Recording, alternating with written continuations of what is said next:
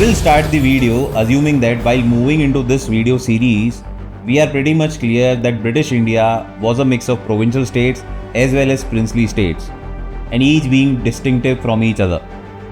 It was after independence that we were clubbed and merged as one nation. Hence, there was a need to propagate the idea of nationalism, to propagate the feeling of being an Indian citizen, to propagate the feeling of being an Indian. सबसे पहले देश, फिर आता है कोई भी जात, धर्म, बिलीफ या faith. Nationalism should run in the veins of the bodies of every citizen, leaving behind all the distinctions. तो आज के वीडियो में हम देखेंगे how Indian government tried to propagate the ideas of nationalism, and we'll also see the relations of India and China in 1950s. And in the last, we'll see how Pondicherry and Dadra and Nagar Haveli became integral parts of India. So watch the video till the very end if you are curious enough.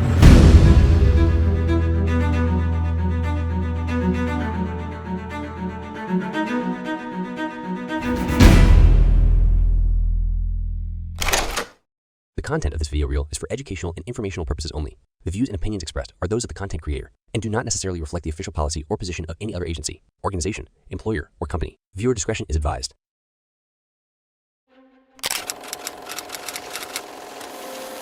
Nationalism एक बहुत ही नया concept था India के लिए, क्योंकि we may be a common civilisation, but all through the ages we were under different influences, right from Aryans and Dravidians, then the caste system, then different beliefs and faith, then Buddhism, Jainism, Sikhism moving out of the ancient Vedic Dharma, then different religions entered the landscape with Muslims, Christians, Jews, Parsis. तो हम एक mixture नमकीन बन गए थे by the 18th and the 19th century. Now with independence we wanted to create a single nation. In fact, we fought the independence battle on these grounds. To create a nation with unparalleled diversities, to create a nation which will be a subcontinent itself, embracing all the distinctiveness and differences of landscape, of climate, of physical appearances, of languages, of caste, of religion and whatnot. There were thousands of differences amongst Indians per se. So they thought of building the nation on this line, showcasing unity in diversity and still staying as the successful largest democracy of the world. I suppose a great perspective, but this message of nationalism, this idea of nationalism had to be spread out amongst all Indians, right from Kashmir to Kanyakumari, from east to west, so that everyone takes pride in being the citizen of this magnificent country. Everybody takes pride in being an Indian. For such to happen and such ideas to get spread, one of the methods used since ages from all autocracies to democracies was to appreciate and honor somebody who has done some phenomenal work in any sphere of human life, in the name of the country, empire, community, or whatever binding mechanisms existing in the past.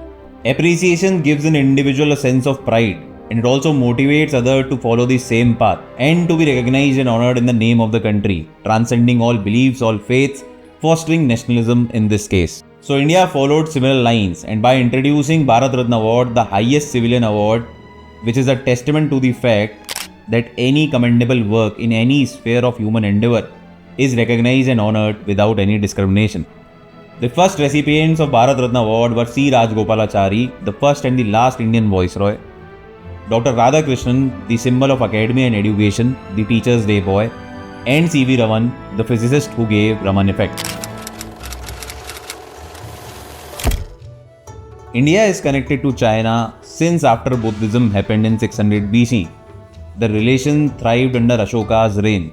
And since then, there have been lot of scholars and pilgrims exchanging paths between India and China in the next 1000 years. Some of the Chinese students studied Buddhism in Indian universities, like the famous Xuanzang, and some Indians settled and preached Buddhism in China, like Bodhidharma. The connect between India and China was always there.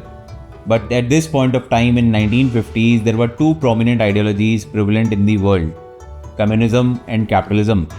Communism of the Soviet Union bloc and capitalism of the US bloc. China under Mao Zedong was under communist influence, whereas India always followed the path of non-alignment since the start. India adopted its own mixed social philosophy and stayed neutral.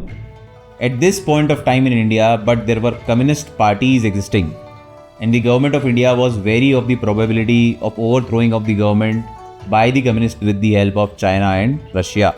because this is what communists have done in these countries. And India as nation and as government were pretty new at managing things. India wanted to keep diplomatic relations with the China peaceful for their own good, so that the mighty neighbor does not affect the borders and the philosophy of India. Hence, they signed a peace treaty with China based on 5 Buddhist principles, as it was a common connection between both the countries. These 5 principles were actually the 5 principles for a monk to follow, and now converted into the rules for bilateral relations. It said, respect for the territorial integrity and sovereignty of one another, remain non-aggressive towards one another, non-interference with one another's private matters, equality and reciprocal advantage, and last, the state of harmonious coexistence. This bunch of 5 came to be known as Panchsheel Agreement, and since then it has been followed by a lot of countries, and even United Nations has accepted it as principles of peaceful coexistence. This agreement stood good for a while, and the term Hindi Chini Bhai Bhai was coined during this period. हालांकि जल्दी 1962 में all this ended as there was a war between two countries, ignoring the Panchsheel Agreement terms, which we'll learn as we'll move forward in our timeline. Now with Brits leaving India, current India के कुछ ऐसे parts थे which were under other European rules like of the Portuguese and the French. Pondicherry was under the French rule, whereas Daman and Diu was under the Portuguese rule. And also there were territories of Goa and Daman and Diu. Upon independence, the new government of India started negotiations with the French rule and asked them to free Puducherry, as there was a desire of freedom amongst the locals, and also it had started taking shape of movements. Initially, French didn't agree to this demand, but with constant pressure both from the government and the local people, French agreed to cede all the 4 territories in favor of Indian Union. However, they kept a condition that any of these 4 territories shouldn't be merged with any of the Indian states and should be kept separate as a union territory. And that is why we have 4 French colonies miles apart clubbed into one union territory, Pondicherry, now Puducherry. The 4 territories are Puducherry, Karaikal, Mahe and Yanam. Even today, the official gazette of Puducherry is titled in French. This is the beauty of this country and I wish it stays so. Similarly, Dadra and Nagar Haveli was under Portuguese rule for 450 years, much before the Brits came to India. But after the independence of India, the locals were influenced and inspired by the Indian freedom fight, and they were also in favor of democratic system prevailing in independent India. This influence soon turned into the movements against the Portuguese government, upon which the Indian government, realizing the feelings and emotions of the local people, undertook peaceful military Operation Vijay, and they cut off all the supplies and support coming from other Portuguese territories of Goa and Daman and Diu. After which there was a peaceful liberation of Dadra and Nagar from the Portuguese rule, and it was assimilated as a de facto state in the Indian Union until 1961, when Portuguese handed over the other 2 territories of Goa and Daman and Diu in favor of India. So this was all in 1954. See you in the next one, and keep sharing to let Indians know about India.